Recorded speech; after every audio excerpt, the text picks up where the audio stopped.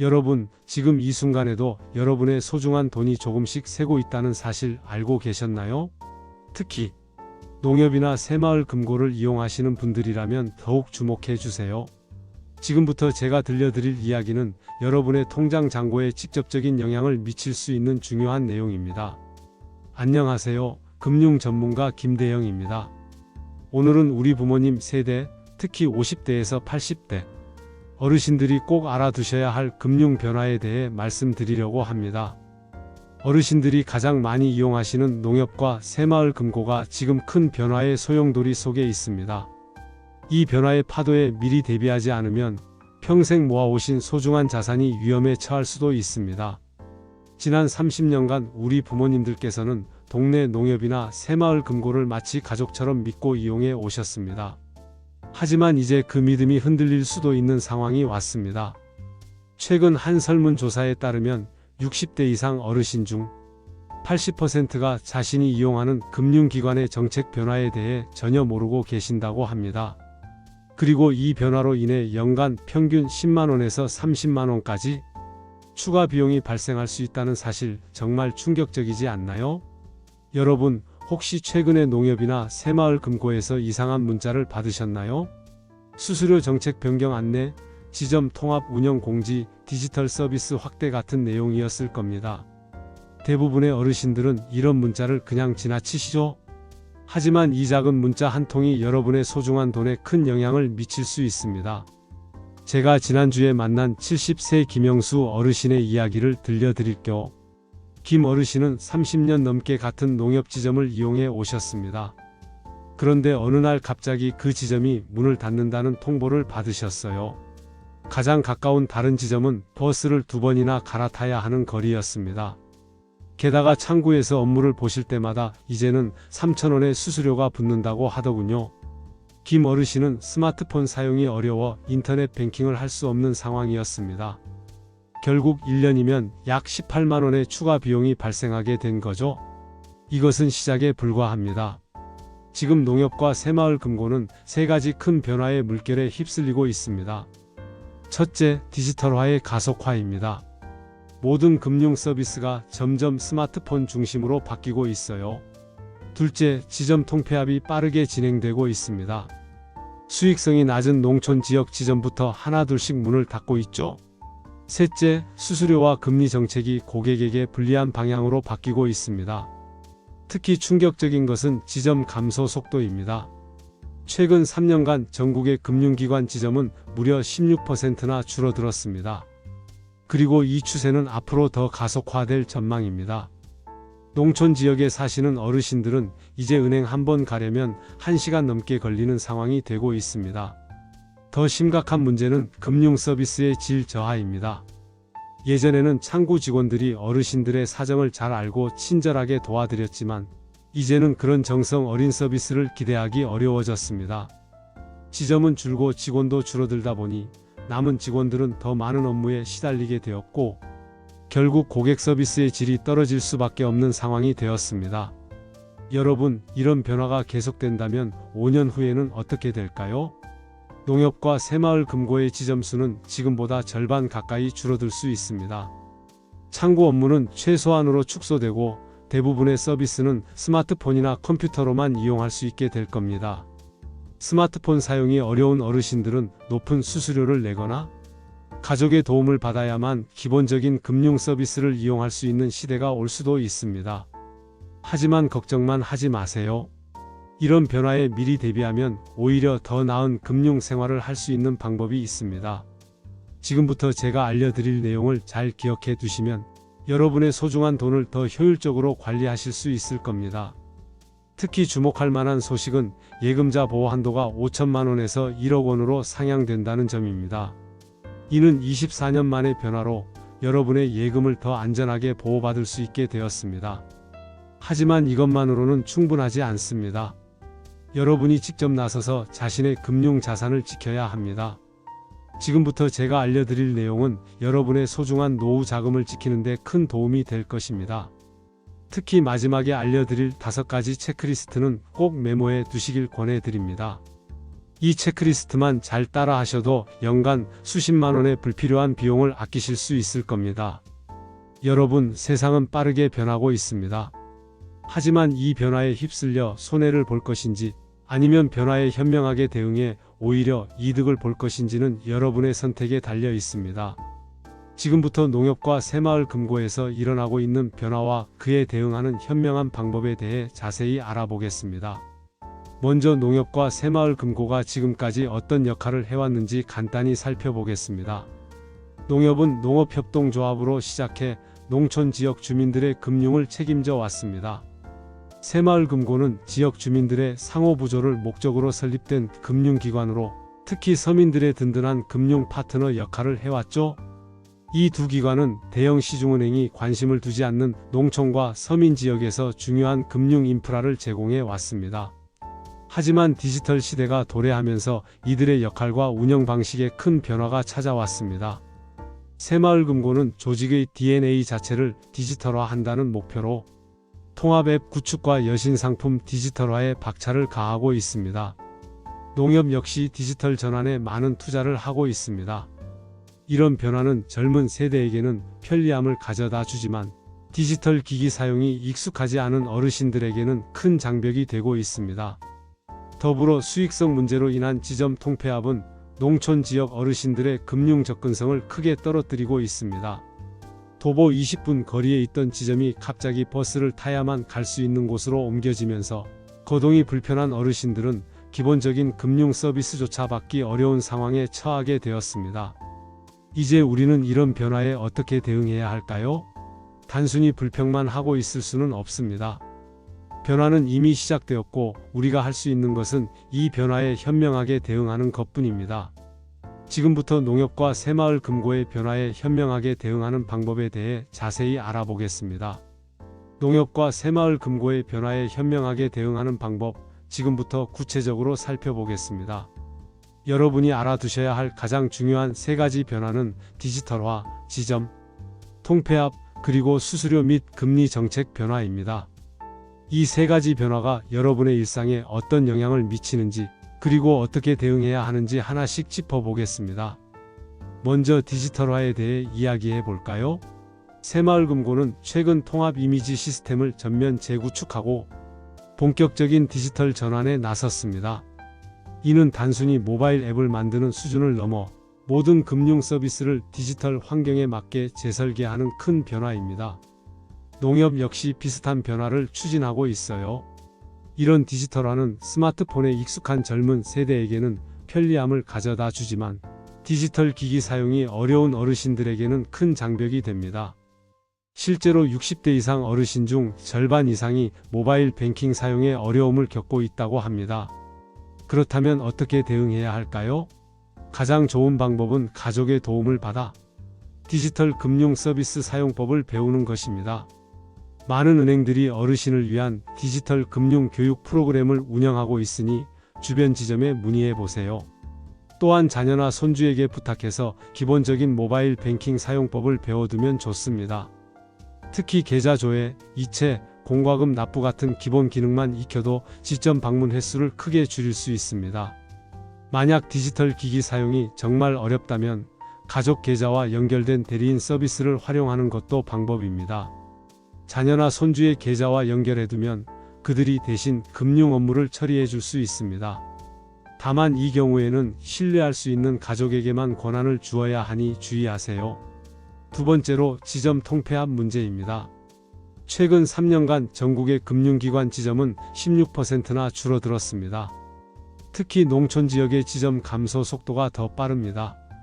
이로 인해 많은 어르신들이 은행에 가기 위해 1시간 이상 이동해야 하는 상황이 발생하고 있습니다. 지점 통폐합에 대응하는 첫 번째 방법은 지점 방문이 꼭 필요한 업무와 그렇지 않은 업무를 구분하는 것입니다. 통장 정리, 잔액 확인, 이체 같은 일상적인 업무는 모바일이나 자동화 기기로 처리하고 대출 상담이나 금융상품 가입 같은 중요한 업무만 지점을 방문하는 것이 좋습니다. 두 번째 방법은 지점 방문 일정을 미리 계획하는 것입니다. 여러 업무를 한꺼번에 처리할 수 있도록 미리 목록을 작성해 두세요. 또한 은행마다 혼잡한 시간대가 다르니 한산한 시간대를 골라 방문하면 대기 시간을 줄일 수 있습니다.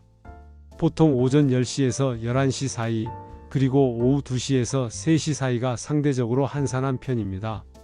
세 번째 방법은 찾아가는 금융 서비스를 활용하는 것입니다. 많은 금융기관들이 노인이나 장애인을 위한 방문 서비스를 제공하고 있습니다. 특히 농협의 경우 농촌 지역 어르신들을 위한 찾아가는 금융 서비스를 운영하고 있으니 지점에 문의해 보세요. 세 번째 큰 변화는 수수료와 금리 정책의 변화입니다. 금융기관들은 수익성 확보를 위해 창구 업무 수수료를 인상하고 있습니다. 또한 예금 금리는 낮추고 대출 금리는 높이는 방향으로 정책을 변경하고 있어요. 이런 변화는 고정 수입이 적은 어르신들에게 더 큰 부담이 됩니다. 수수료 부담을 줄이는 첫 번째 방법은 수수료 우대 조건을 활용하는 것입니다. 대부분의 금융기관은 특정 조건을 충족하면 수수료를 면제해주는 정책을 운영하고 있습니다. 예를 들어 급여나 연금을 특정 계좌로 받거나 자동이체 서비스를 일정 개수 이상 등록하면 수수료를 면제받을 수 있습니다. 여러분의 계좌가 이런 우대 조건을 충족하고 있는지 확인해 보세요. 두 번째 방법은 여러 금융기관의 상품을 비교하는 것입니다. 같은 예금이라도 금융기관마다 금리와 조건이 다릅니다. 특히 요즘은 인터넷 전문 은행이나 저축은행에서 시중은행보다 높은 금리를 제공하는 경우가 많습니다. 물론 안전성도 중요하니 예금자 보호 한도 내에서 분산 투자하는 것이 좋습니다. 세 번째 방법은 어르신 전용 금융 상품을 활용하는 것입니다. 많은 금융기관들이 노인층을 위한 특별 금융 상품을 출시하고 있습니다. 이런 상품들은 일반 상품보다 우대 금리를 적용하거나 수수료 면제 혜택을 제공하는 경우가 많습니다. 특히 연금을 받는 어르신이라면 연금 수급자 전용 상품을 활용하면 더 많은 혜택을 받을 수 있습니다. 이제 여러분이 꼭 알아두셔야 할 금융 안전 수칙에 대해 말씀드리겠습니다. 요즘 어르신을 노린 금융 사기가 급증하고 있어 특별히 주의가 필요합니다. 첫째, 금융기관을 사칭하는 전화나 문자를 조심하세요. 진짜 금융기관은 전화나 문자로 계좌 비밀번호나 개인정보를 절대 요구하지 않습니다. 의심스러운 연락이 오면 바로 끊고 해당 금융기관의 공식 전화번호로 직접 확인하세요. 둘째, 현금 자동 입출금기 사용 시 주변을 살펴보세요. 누군가 가까이에서 지켜보고 있다면 다른 기기를 이용하거나 나중에 다시 방문하는 것이 안전합니다. 비밀번호를 입력할 때는 한 손으로 가리면서 입력하는 습관을 들이세요. 셋째, 금융거래는 가능한 집이나 안전한 장소에서 하세요. 카페나 공공장소의 무선 인터넷은 해킹 위험이 있을 수 있습니다. 특히 공용 컴퓨터에서는 금융 거래를 하지 않는 것이 좋습니다. 넷째, 정기적으로 계좌 내역을 확인하세요. 본인이 기억하지 못하는 거래가 있다면 즉시 금융기관에 문의하세요. 빠른 대응이 피해를 최소화하는 데 중요합니다. 다섯째, 금융상품 가입 전에는 반드시 여러 상품을 비교해 보세요. 수익률이 너무 높거나 조건이 지나치게 좋은 상품은 의심해 볼 필요가 있습니다. 특히 원금 보장, 확정 수익률 같은 말에 현혹되지 마세요. 이제 농협과 새마을 금고의 변화에 대응하기 위한 구체적인 행동 계획을 세워볼까요? 여러분이 지금 당장 실천할 수 있는 5가지 체크리스트를 알려드리겠습니다. 첫째, 현재 이용 중인 계좌의 수수료와 금리 조건을 확인하세요. 최근에 조건이 변경되었을 가능성이 높습니다. 필요하다면 더 좋은 조건의 상품으로 바꾸는 것을 고려해 보세요. 둘째, 주로 이용하는 지점의 통폐합 계획을 확인하세요. 만약 통폐합이 예정되어 있다면 대체 지점의 위치와 이동 방법을 미리 알아두세요. 셋째, 기본적인 모바일 뱅킹 사용법을 배워두세요. 계좌 조회와 간단한 이체 정도만 할 수 있어도 큰 도움이 됩니다. 넷째, 금융 거래 내역을 정기적으로 확인하는 습관을 들이세요. 이상한 거래가 있는지 월 1회 정도는 꼭 확인하는 것이 좋습니다. 다섯째, 신뢰할 수 있는 금융 상담사나 가족에게 도움을 요청하세요. 혼자서 모든 것을 판단하고 결정하기보다는 전문가나 가족의 조언을 구하는 것이 안전합니다. 이렇게 5가지 체크리스트를 실천하면 농협과 새마을 금고의 변화 속에서도 여러분의 소중한 자산을 안전하게 지킬 수 있을 것입니다. 이제 마지막으로 미래를 대비하는 현명한 금융 습관에 대해 알아보겠습니다. 미래를 대비하는 현명한 금융 습관. 이것이야말로 변화하는 금융 환경에서 우리 자산을 지키는 가장 확실한 방법입니다.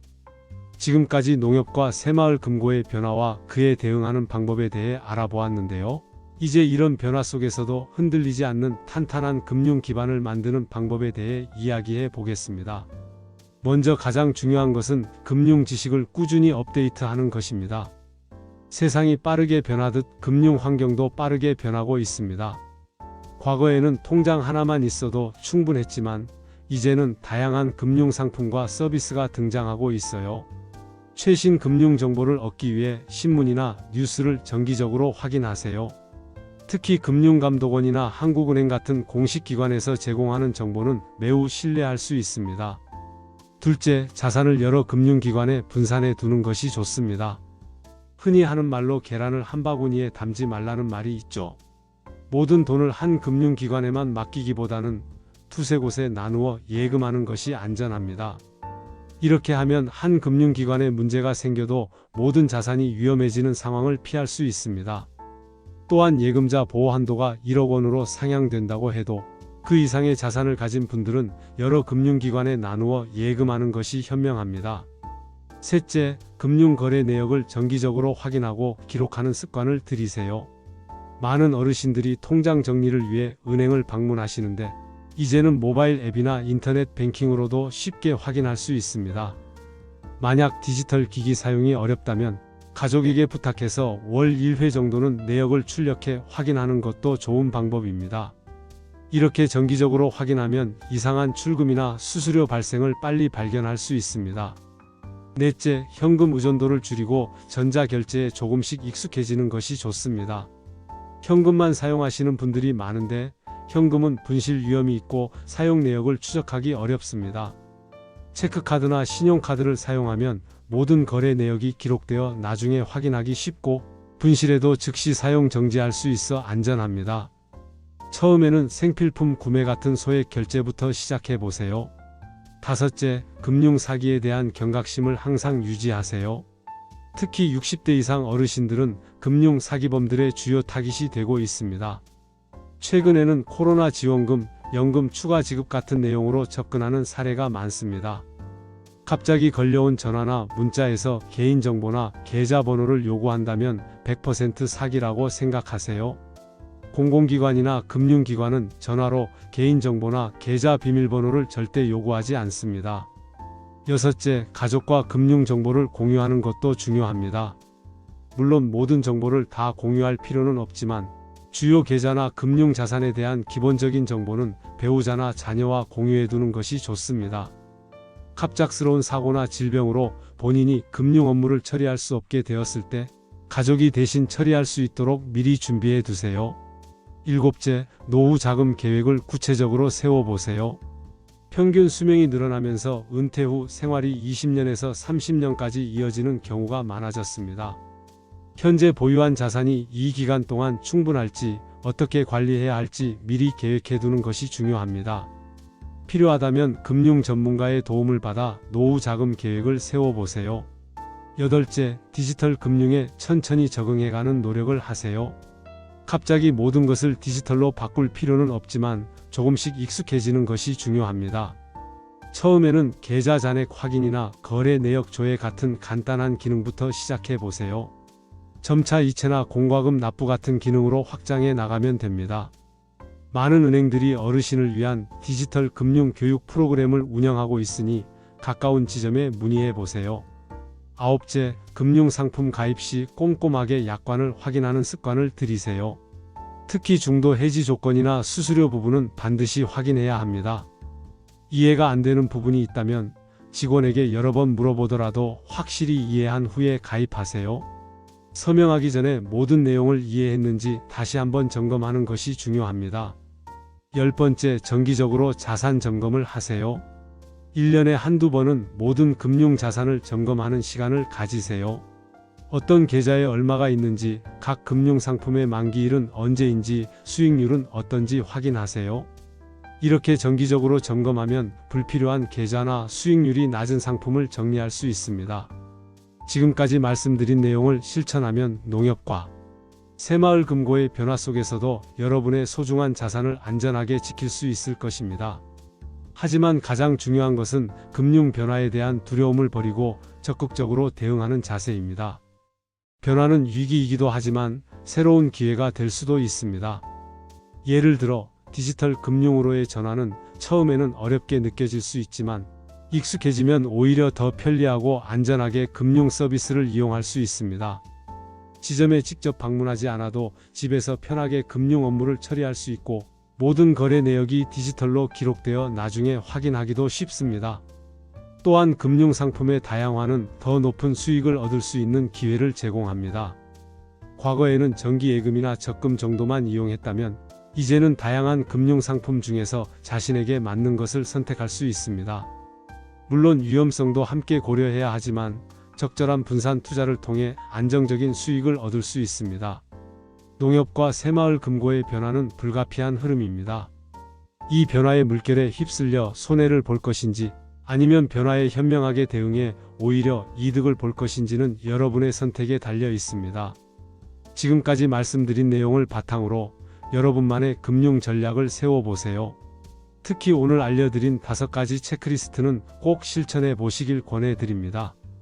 첫째, 현재 이용 중인 계좌의 수수료와 금리 조건 확인. 둘째, 주로 이용하는 지점의 통폐합 계획 확인. 셋째, 기본적인 모바일 뱅킹 사용법 익히기. 넷째, 금융 거래 내역 정기적으로 확인하는 습관 들이기. 다섯째, 신뢰할 수 있는 금융 상담사나 가족에게 도움 요청하기. 이 5가지만 실천해도 여러분의 금융 생활은 훨씬 안전하고 편리해질 것입니다. 마지막으로 금융 교육의 중요성을 강조하고 싶습니다. 금융 지식은 나이와 상관없이 누구에게나 필요합니다. 특히 빠르게 변화하는 요즘 같은 시대에는 더욱 그렇습니다. 주변의 금융 교육 프로그램이나 강좌에 참여해 보세요. 많은 금융기관과 공공기관에서 무료로 금융 교육을 제공하고 있습니다. 또한 자녀나 손주에게 새로운 금융 서비스나 디지털 기기 사용법을 배우는 것도 좋은 방법입니다. 여러분, 오늘 함께 알아본 내용이 여러분의 금융 생활에 도움이 되었기를 바랍니다. 농협과 새마을금고의 변화는 계속될 것이고 우리는 이 변화에 현명하게 대응해야 합니다. 변화를 두려워하지 말고 적극적으로 대응하는 자세가 중요합니다. 그렇게 하면 여러분의 소중한 자산을 더 안전하고 효율적으로 관리할 수 있을 것입니다. 이렇게 금융 정보를 나누는 저희 채널이 여러분께 도움이 되셨다면 구독과 좋아요 버튼을 눌러주세요. 여러분의 작은 관심이 더 많은 분들에게 유익한 정보를 전달하는 데 큰 힘이 됩니다. 여러분의 건강하고 안전한 금융 생활을 응원합니다. 감사합니다.